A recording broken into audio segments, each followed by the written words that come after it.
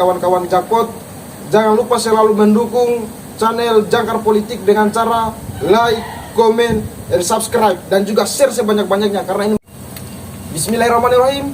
Assalamualaikum warahmatullahi wabarakatuh. Salam Jakpot, salam Jangkar Politik, salam Bhinneka Tunggal Ika. Kembali bertemu bersama saya Aji Buton dalam podcast Jangkar Politik. Hari ini kita akan berbincang terkait pemilu yang ada di Indonesia dengan mengangkat tema meneropong pemilu dan juga demokrasi ala generasi Z. Jadi saya sudah bergabung bersama narasumber kita pada sore hari ini. Beliau namanya Bung Kamal Nyarang. Beliau ini putra asli Makassar yang saat ini sedang berada di ibu kota. Jadi Bung Kamal, sebelum kita lanjut, mari kita ucapkan salam Jakpot. Ketika saya katakan salam Jakpot, Bung Kamal menjawab salam Jangkar Politik. Salam Jakpot, salam Jangkar Politik. Terima kasih.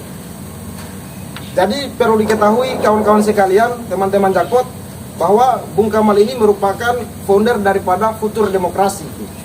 Jadi sebelum kita masuk pada tema pembahasan kita akan sedikit membahas terkait Futur Demokrasi itu sendiri. Jadi Bung Kamal, terkait Futur itu sendiri, ini berdirinya sejak kapan? Ya, baik. Pertama saya ucapkan terima kasih banyak kepada Jangkar Politik yang telah mengundang saya untuk diskusi di sore hari ini. Jadi sebagai pengantar sebenarnya ucapan terima kasih saya kepada Bung ini kan salah satu bentuk edukasi yang kemudian kita akan lakukan kepada masyarakat, terkhusus generasi milenial. Nah, seperti pertanyaan pertama, jadi sebenarnya fitur demokrasi itu saya bentuk baru-baru ini gitu.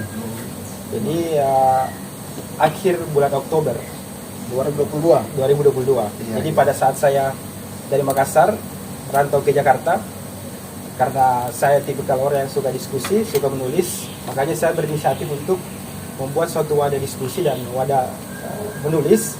Dibuatlah itu fitur demokrasi. Nah, untuk alasan pembuatannya kenapa harus ada fitur demokrasi? Pertama, kita ini kan kalau kita bicara dalam konteks negara kita ini sebagai negara demokrasi, itu yang pertama. Yang kedua, salah satu penyumbang terbesar demokrasi kita adalah anak muda. Nah, kenapa harus ada kata fitur? Fitur ini kan masa depan demokrasi. Nah, inilah landasan saya kenapa harus fitur demokrasi menjadi bagian penting yang harus kita kembangkan. Karena kenapa sebagai generasi muda tentu kita harus melek yang namanya demokrasi. Mungkin seperti itu, Bu.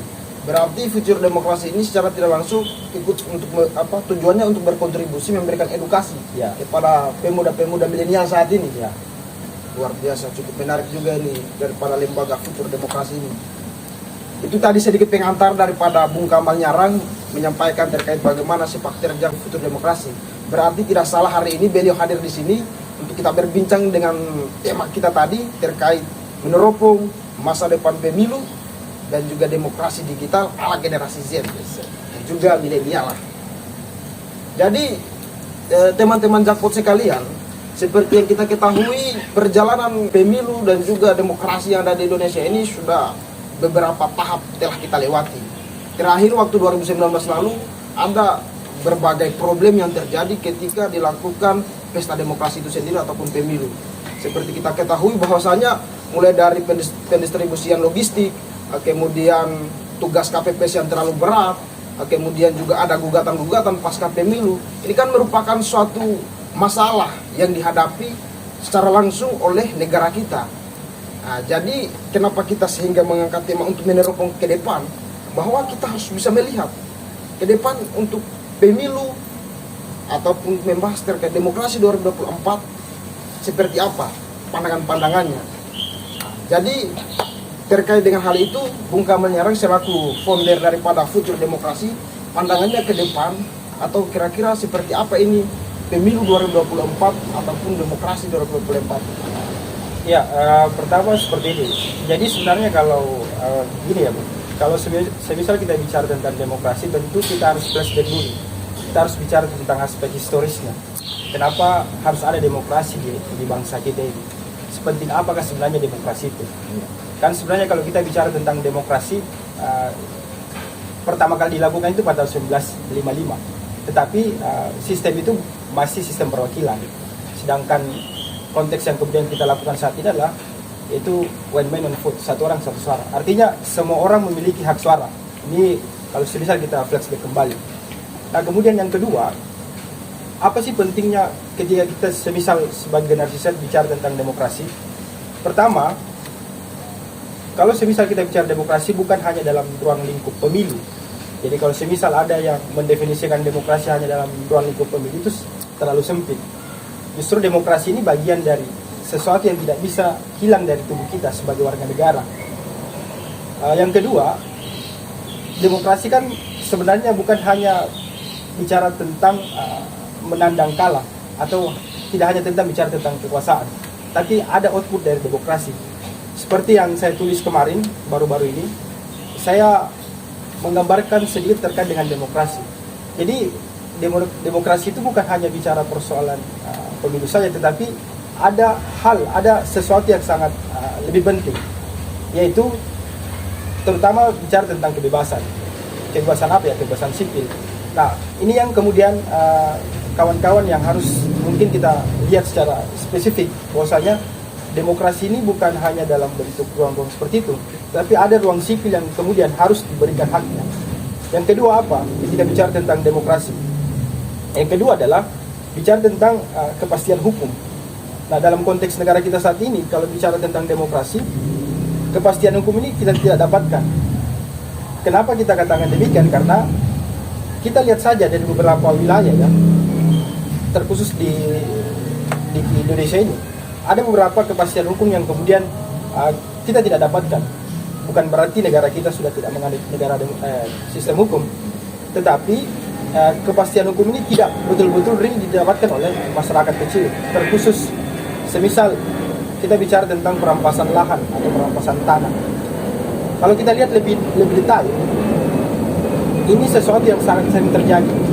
Kepastian hukum tidak didapatkan oleh mereka-mereka yang kemudian dalam ruang lingkup yang sangat kecil. Artinya kepastian hukum ini hanya diberikan kepada kelompok-kelompok elit yang kemudian ada di negara kita. Nah inilah kemudian yang harus kita kaji secara bersama, seperti apakah sebenarnya itu demokrasi sebelum kita bicara jauh tentang 2024. Iya.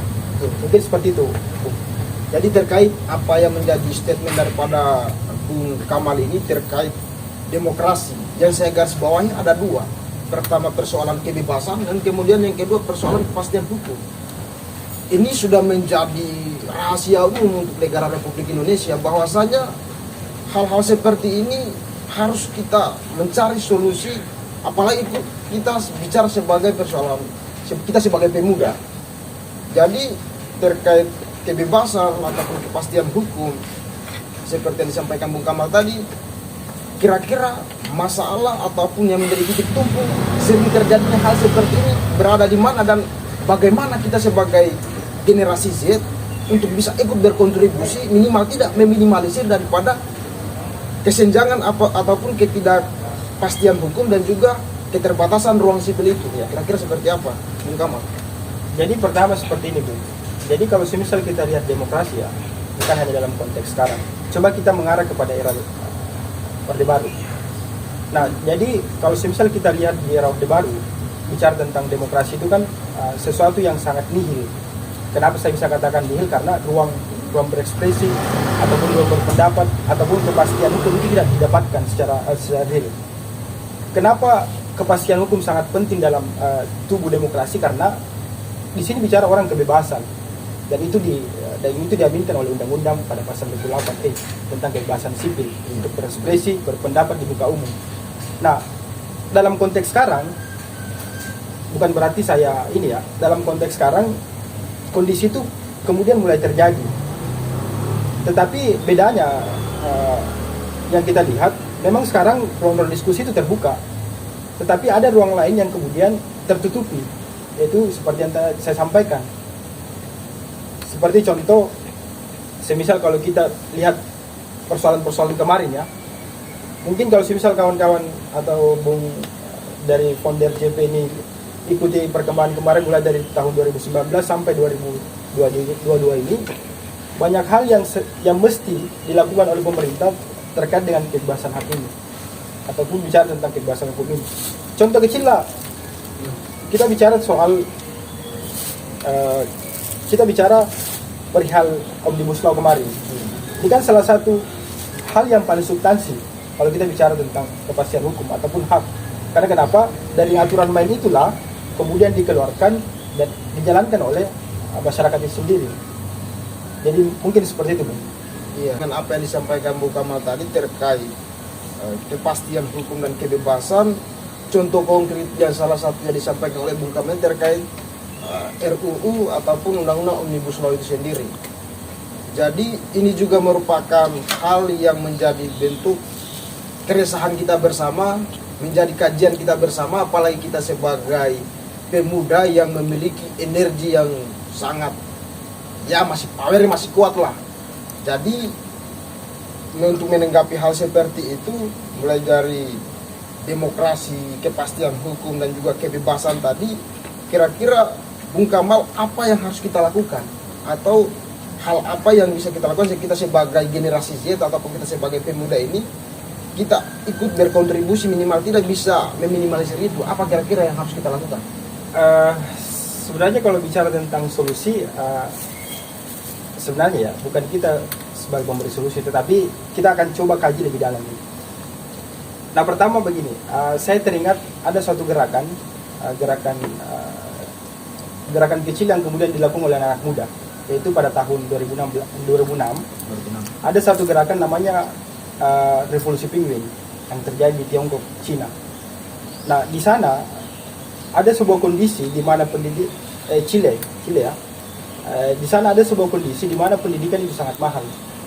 Ruang-ruang produktif tidak ada dan kebebasan sipil tidak ada. Apa yang dilakukan oleh kelompok-kelompok kecil terkhusus mulai dari anak SMA bahkan SMP, dia melakukan suatu gerakan kecil yaitu membangun suatu solidaritas.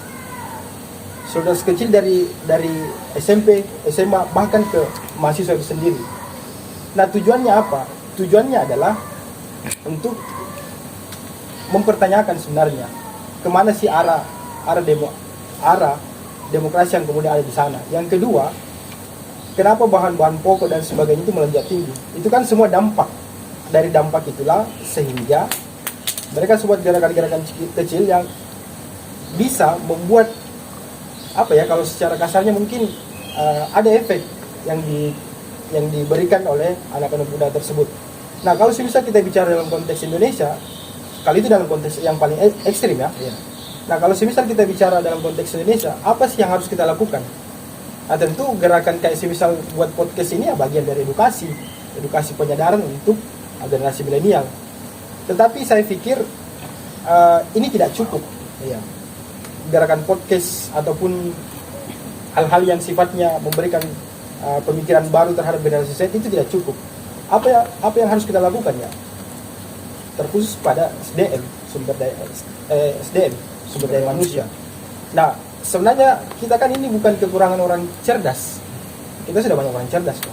Bahkan kalau misal kita lihat tahun depan LPDP itu menerima lebih 3.000 calon mahasiswa penerima beasiswa. Artinya dibanding dengan beasiswa yang lain lah. Artinya kalau kita bicara tentang SDM-nya Indonesia ini ya itu sudah luar biasa besar. Tetapi kenapa setiap ada suatu pergantian kondisinya seperti ini saja? Tentu ada sesuatu yang memang harus kita lihat secara seksama. Gimana mahasiswa pemilihan diberikan beasiswa ini, kontribusinya apa begitu? Nah, atau seperti apa? Itu salah satunya. Kenapa saya menyinggung mahasiswa? Karena yang diberi beasiswa karena pertama begini, Bung. Beasiswa itu kan diambil dari anggaran negara. Iya, betul. Yang kemudian didistribusikan kepada penerima Mahasiswa, ini. iya. Artinya dia punya tanggung jawab moral kepada negara, kepada bangsa Indonesia untuk memberikan edukasinya setelah atau pengabdiannya setelah mendapatkan beasiswa itu. Itu yang pertama. Terus yang kedua, kalau semisal kita mau lebih ekstrim lagi ya, sebenarnya kan bangsa kita sebenarnya tidak jelek-jelek amat kalau saya. Sistemnya sudah bagus. Kalau kita bicara sistem, karena kenapa? Kalau kita bicara tentang trias politika, ini sudah menyangkut semua, yudikatif, eksekutif dan legislatif. Tetapi lagi-lagi kita kembalikan bagaimana tanggung jawab moralnya terhadap negara. Nah ini yang kadang kurang. Jadi moral dengan ilmu pengetahuan itu sesuatu yang saya bilang sesuatu yang dua hal yang berbeda. Banyak orang cerdas di Indonesia tetapi tidak memiliki moral. Nah moral kalau orang timur ini kan sesuatu yang harus dijaga, bukan hanya dalam konteks Makassar atau Buton. Jelas kita Indonesia bagian timur kan sesuatu yang sangat dijaga. Mungkin teman-teman Jawa juga, Sumatera, jelas dalam konteks Indonesia moral ini yang harus dijaga. Nah ini yang mungkin seharusnya kita harus kedepankan. Mungkin seperti itu, Bung. Ya, baik, cukup menarik ya persoalan yang disampaikan oleh Bung Kamal ini. Jadi kalau persoalan moral itu saya kira setiap suku bangsa yang ada di Indonesia ini masing-masing tetap berbicara pada persoalan yang normatif. Artinya selalu kita harus berbuat baik, bagaimana kita menghargai orang lain, bagaimana ketika kita memegang amanah itu kita jalankan dengan baik. Namun lagi-lagi yang menjadi persoalan adalah penyakit daripada bangsa kita ini adalah para pemegang-pemegang kebijakan ataupun para penguasa ini, sehingga bisa terjadi hal seperti itu. Artinya kalau seperti yang disampaikan oleh Bung Kamal tadi terkait beasiswa kembali kepada penguasa, kepada pemimpinnya, yang saya maksudkan tadi kan bagaimana kita sebagai pemuda.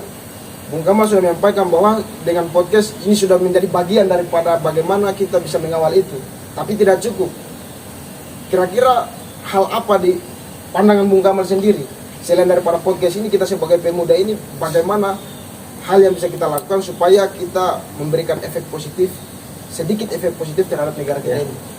Jadi sebenarnya begini, Bung. Sebenarnya kan kita sebagai generasi kita bisa katakan generasi Z ya, karena kan kita lahir ini di pasca tentunya Orde Baru. Pertama seperti ini, sebenarnya kita sebagai pemuda ini memiliki dua peran. Pertama sebagai mitra kerja, yang kedua sebagai mitra kritis. Jadi bukan berarti juga kita sebagai pemuda harus mengkritis terus pemerintah, tidak seperti itu juga. Jadi kita menggunakan dua itu tadi, mitra kerja dengan mitra kritis. Karena kenapa? Kalau semisal kita gunakan hanya mitra kritis terus, tentu solusinya tidak akan dapat. Jadi kalau semisal kita hanya mengkritik terus tidak ada memberikan solusi, kan sama saja kita menjadi beban negara. Nah mitra kerja yang saya maksud adalah ketika semisal anak-anak muda yang kemudian memiliki potensi ya, khusus yang sudah melanjutkan studi mungkin terus dia selesai, kita kasih misalnya S1 atau S2-nya, magisternya sampai ke S3-nya, saya pikir kembalilah ke daerah masing-masing. Karena kenapa? Hal pertama yang harus kita sadarkan adalah orang-orang yang kemudian ada di pedalaman, khusus di desa. Karena kenapa? Orang-orang kota sebenarnya ketika bicara tentang demokrasi, bicara tentang pemerintah, dia sudah paham. Apalagi dalam konteks Jakarta ini, saya pikir 90% orang Jakarta itu sudah paham tentang demokrasi, tentang pemerintah, apalagi tentang hukum. Nah kekurangan kita di mana? Kekurangan kita justru orang-orang yang kemudian selesai studi justru tidak kembali ke daerah untuk memberikan pengabdiannya. Pengabdian dalam artian memberikan sumbangsi nyata kepada orang-orang kecil, terus masyarakat-masyarakat yang ada di desa. Nah ini yang sering kita lupa, sehingga hadir namanya praktik manipolitik ketika pemilu. Karena kenapa? Kesadaran itu yang kurang. Jadi demokrasi dengan pemilu kan satu kesatuan yang tidak bisa dipisahkan. Nah jadi kenapa ada yang namanya praktik manipolitik? Karena kesadaran politiknya tidak ada. Nah siapa yang harus memberikan kesadaran politik itu? Kalau secara tanggung jawab struktural ya partai politik, KPU, Bawaslu dan sebagainya. Tapi sebagai tanggung jawab moral kita punya. Nah inilah yang kemudian saya maksud. Jadi salah satu bentuk yang harus kita lakukan yaitu ya kembali untuk memberikan edukasi. Walaupun sebenarnya kita tidak memiliki legitimasi secara struktural, tetapi kita memiliki legitimasi secara moral untuk memberikan edukasi tersebut. Seandainya mungkin Bung begini, saya sering bermimpi seperti ini Bung. Seandainya mungkin saya jadi anggota dewan, atau jadi seorang yang memiliki power lah, punya kuasa, punya legitimasi, bisa buat kebijakan lah, itulah kita katakan. Ya mungkin seperti itulah. Jadi saya kembali yang tadi, seandainya mungkin saya punya power, entah ke dalam skop yang paling kecil ya mungkin di desa ya. Karena kan saya pikir seperti yang dikatakan oleh Budiman sebenarnya, kalau ingin membangun negara sebenarnya kita harus kembali ke desa, perbaiki SDM di desa. Kalau semisal di zaman Soeharto untuk membangun Indonesia dari kota ke desa, Justru di zaman Jokowi ini kan berbeda. Untuk membangun Indonesia kan harus dari desa ke kota. Yang diaminkan oleh undang-undang desa itu kan. Sekarang kan sudah ada Kementerian Desa. Nah, inilah yang kemudian saya maksud. Anak muda harus kembali ke desa, apalagi anak muda yang sudah memiliki pendidikan yang bagus. Mungkin ketika misal saya diberikan amanah ya, ataukah mungkin hadir di ruang seperti itu. Hal yang paling pertama yang seharusnya dilakukan oleh kepala desa adalah itu memberikan memberikan itu tadi beasiswa kepada anak-anak muda yang ada di desa. Contohnya semisal kita kasih dalam satu program ya, dalam satu desa itu mewajibkan ada minimal 10 mahasiswanya ataupun sarjananya. Setelah itu dia kembali ke desanya masing-masing. Itu kan salah satu gerakan yang kemudian dibuat untuk apa? Untuk mengembalikan itu yang tadi. Karena kenapa? Kalau semisal kita cuma lakukan demonstrasi, bukan berarti saya pesimis ya, walaupun kita sering terlibat di jalan, tapi itu tidak memberikan efek jangka panjang. Demokrasi saya pikir itu hanya euforia. Banyak orang-orang yang kemudian turun demonstrasi tapi tidak mengetahui substansi apa yang kemudian disampaikan. Iya betul. Kalau bahasanya Tan Malaka kan ya demonstrasi kan jalan terakhir sebenarnya. Nah, apa yang harus kita lakukan? Kembali ke itu yang tadi. Seperti itu, Bung. Baik, cukup menarik apa yang disampaikan oleh Bung Kamal terkait bagaimana peran kita sebagai pemuda. Bahwa saya menggarisbawahi dua. Yang pertama terkait peran kita sebagai pemuda, yaitu ada dua. Persoalan mitra kritis dan juga mitra kerja. Kemudian bagaimana untuk membangun satu daerah itu kita harus kembali ke daerah. Cuman ini ada yang cukup menarik, Bung Kamal, terkait bagaimana kita untuk bisa mengabdi kepada daerah. Sering terjadi alumni ataupun orang-orang yang sudah melaksanakan pendidikan sudah selesai. Ketika mereka pulang ke daerah mereka atau ke kampung mereka itu untuk membangun mitra kerja ini sering terjadi tidak keterbukaan daripada pemerintah itu sendiri ataupun orang yang memegang kekuasaan itu sendiri. Nah, di sini menjadi satu kesenjangan bahwa kita sebagai pemuda ingin berkontribusi tapi tidak diberi peluang oleh pemerintah itu sendiri. Buktinya apa? Kadang-kadang dilakukan satu diskusi, ada pengusulan program-program yang tujuannya adalah untuk memberikan edukasi supaya pengembangan sumber daya manusia ataupun ada program-program kerja yang dilakukan oleh lembaga-lembaga untuk bisa memberikan edukasi kepada masyarakat atau pemuda. Tapi lagi-lagi ini tidak disupport.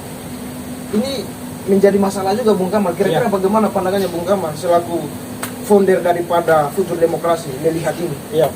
Memang sih kalau kita bicara tentang masalah, memang banyak masalah di negara kita. Iya, betul. Jadi kan kita sebagai manusia kan selama kita masih hidup, tentu masalah itu kan selalu datang. Tapi bukan berarti kita pesimis. Kita harus lewati dari semua aspek yang terjadi. Nah, kalau semisal kita bicara hal yang paling substansi itu yang tadi ya, yang disampaikan tentang tidak adanya ruang yang diberikan oleh pemerintah, justru kita sebagai pemuda bukan berarti harus pesimis dengan hal itu. Sebenarnya sekarang ya di era digital ini, seperti tema yang kemudian kita angkat, sebenarnya banyak kok ruang yang kemudian diberikan, tergantung bagaimana kreativitas kita.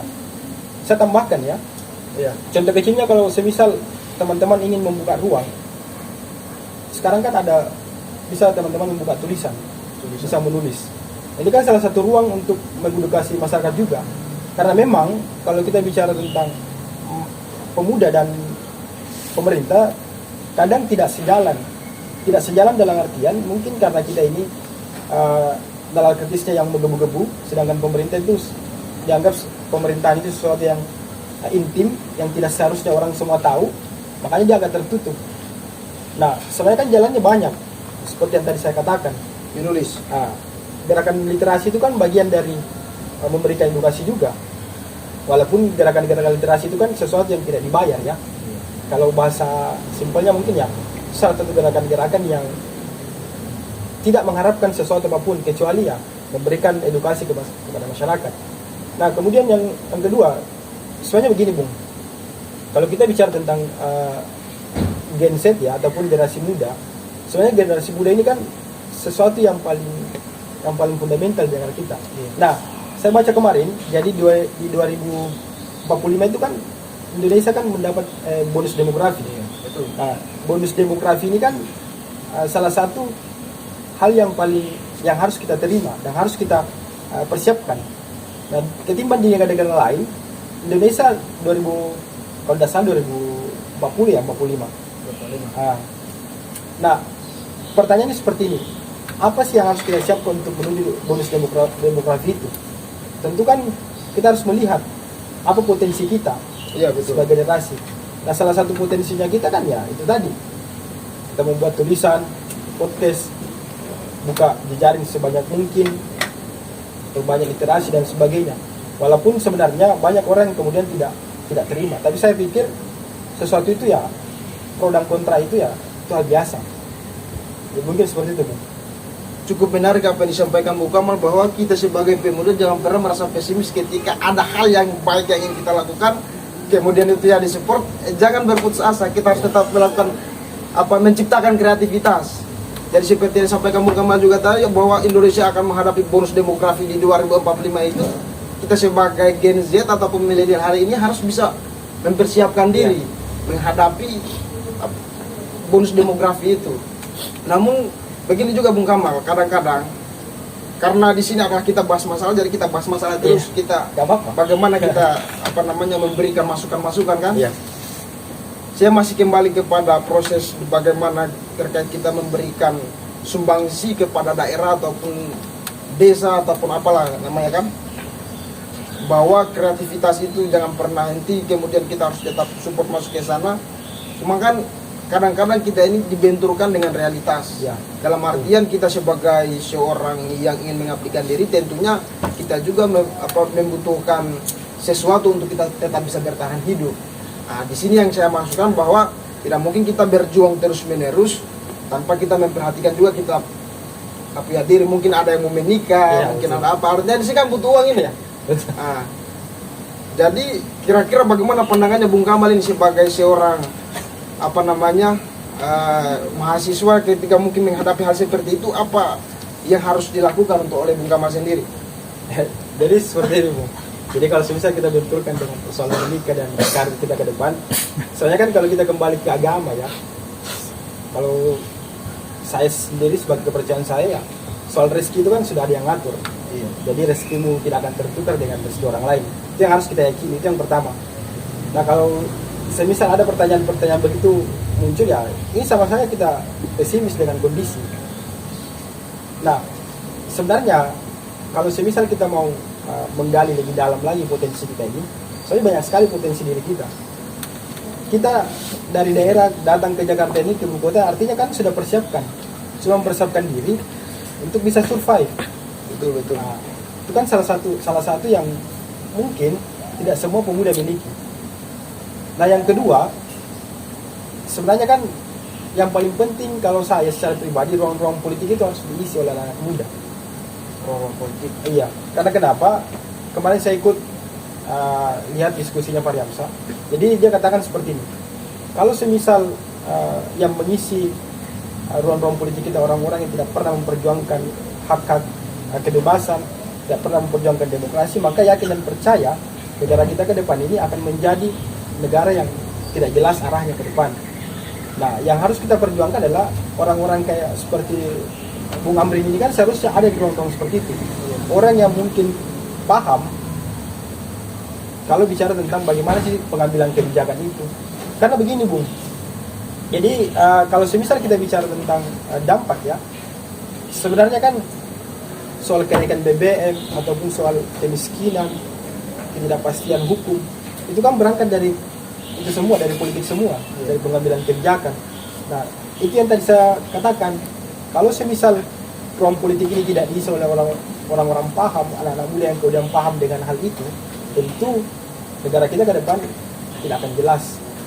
Nah, mungkin ya kondisi sekarang memang kita agak pesimis karena kita tidak mempunyai modal.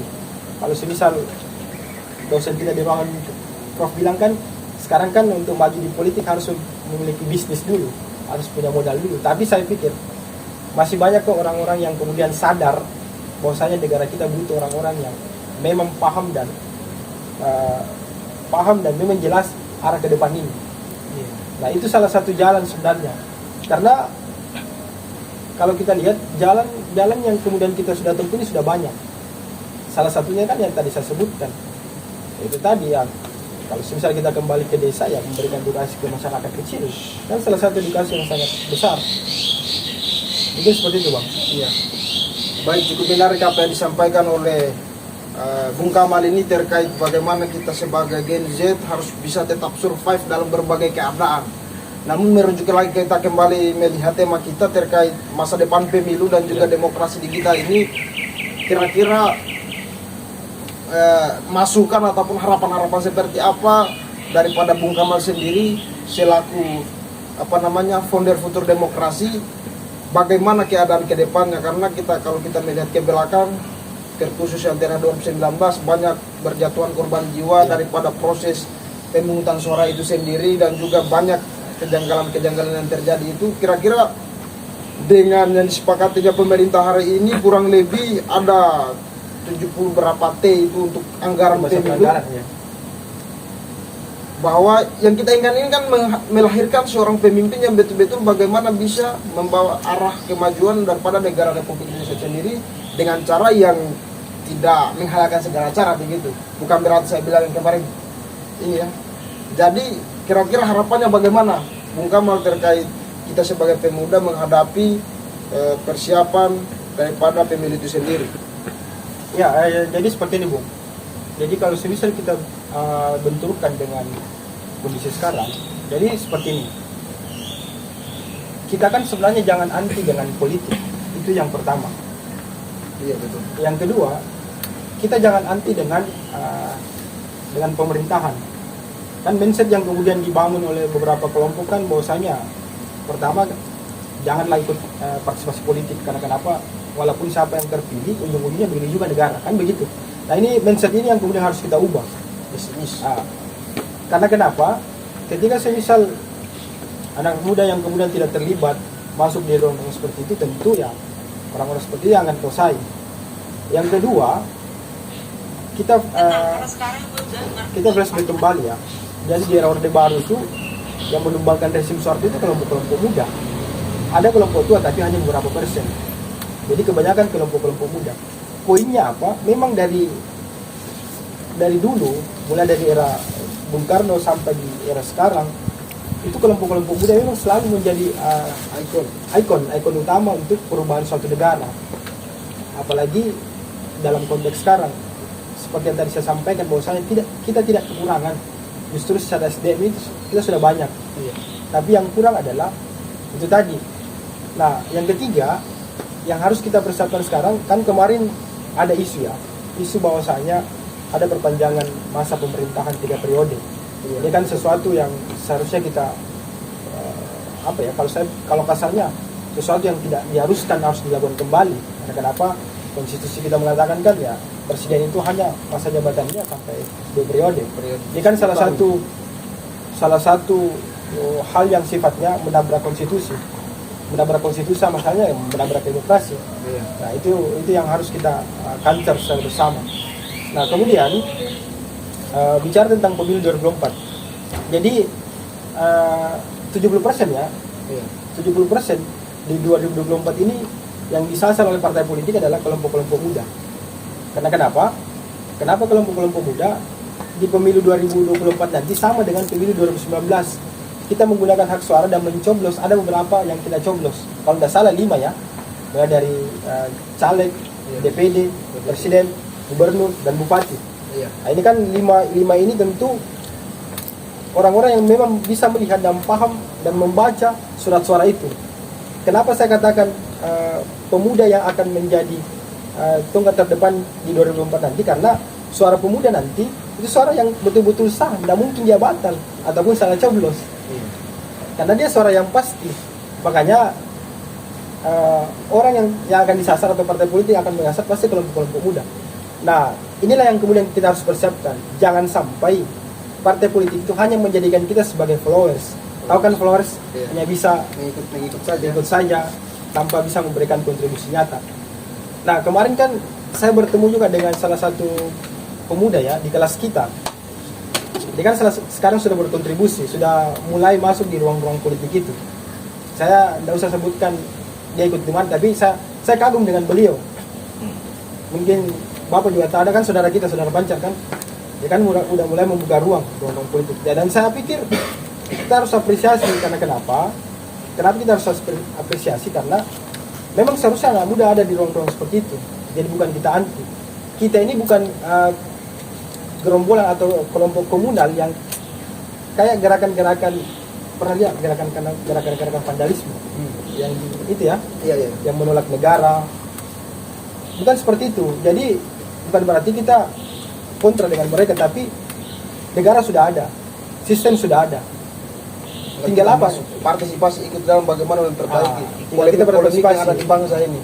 Tapi bicara partisipasi, Bung, bukan hanya pada konteks pemilu. Iya. Setelah pencoblosan, kemudian kita hilang. Apalagi yang bisa kita lakukan setelah itu? Justru partisipasi itu jangka panjang. Kayak semisal tadi saya sebutkan. Jadi pemilu itu kan input sebenarnya. Outputnya adalah itu tadi. Bagaimana pengawalan itu tadi. Kebebasan sipil, kepastian hukum, demokrasi, kesamarataan, apalagi soal kepercayaan agama. Itu kan semua bagian dari output dari demokrasi. Jadi seperti yang tadi saya katakan, bahwasanya ketika bicara demokrasi jangan melihat hanya pada aspek pemilu, karena itu keliru. Kalau hanya pada aspek pemilu, berarti itu hanya partisipasi. Nah setelahnya itu loh yang harus kita jaga. Jadi jangan sampai 2024 selesai kemudian kita sudah hilang lagi, sudah tidak terhitung lagi oleh mereka. Nah, jadi seperti itu. Kalaupun nanti ada kawan-kawan mungkin yang terlibat, bahkan saudara Amrin, ya saya pikir terlibat masuk di ruang-ruang seperti itu bukan sesuatu yang salah. Tetapi jangan sampai juga hanya menjadi seorang gerombolan komunal. Komunal kan dalam tanda kutip hanya bergerombolan, diarahkan ke sana kemari, kemudian tidak diberikan fasilitas dalam artian bukan dalam artian materi ya, tapi memberikan kontribusi. Mungkin seperti itu, Bung. Jadi ikut pemilu tidak jadi masalah, tetapi kita harus memiliki nilai di mata mereka. Mungkin seperti itu. Baik, cukup menarik apa yang disampaikan, ide-ide, gagasan ataupun pemikiran daripada Bung Kamal ini terkait bagaimana memandang pemilu dan juga demokrasi ala-ala generasi Z. Jadi mungkin kita sudah masuk di segmen akhir ini, Bung Kamal. Sebelum kita akhiri apa yang menjadi bincang kita pada sore hari ini, mungkin bisa diberikan dulu closing statementnya untuk para teman-teman Jakpro. Silakan Bung Kamal. Jadi yang pertama begini, selanjut lagi ya. Jadi sebenarnya saya sangat apresiasi tentang adanya podcast yang dilakukan oleh kawan-kawan dari CPI, Jangkar Polisi. Sekarang memang pertarungan era digital ya. Jadi pertarungan era digital ini memang memaksa kita untuk bermain pada wilayah teknologi. Dan saya pikir gerakan yang kemudian dilakukan oleh Saudara Amrin sebagai direktur utama dari Jakpro ini ya, Jangkar Politik, ini sesuatu yang sangat baik.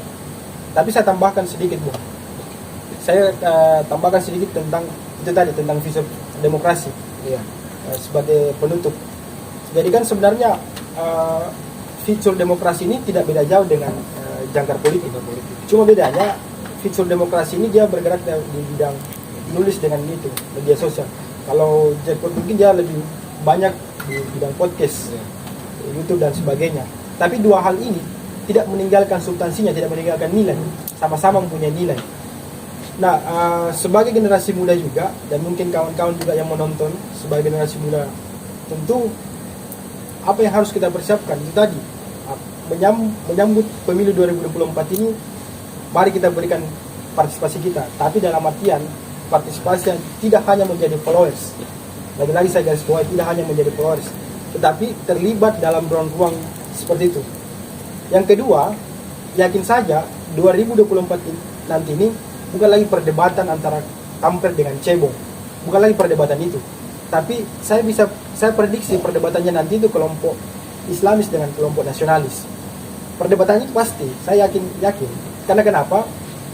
Kita lihat kalau semisal kita lihat tokoh-tokoh yang sudah muncul ini ya, ada yang mengatasnamakan kelompoknya nasionalis, ada yang mengatasnamakan kelompoknya Islamis, dan pasti akan dibenturkan. Nah, pesan saya kepada generasi muda yang akan menyambut pesta demokrasi ini ya, jangan kita terlibat pada ruang-ruang seperti itu. Karena kenapa? memang perbedaan politik, perbedaan sikap politik itu sesuatu yang sangat berbahaya.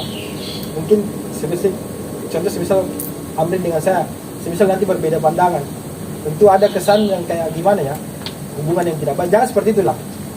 Jadi kalaupun semisal kita beda sikap politik, ada yang kelompok A, ada yang kelompok B, ada yang partai A, ada di partai B, tidak jadi masalah. Hubungan silaturahmi itu harus tetap berjalan. Dan itu salah satu poinnya yang dikatakan sebagai demokrasi.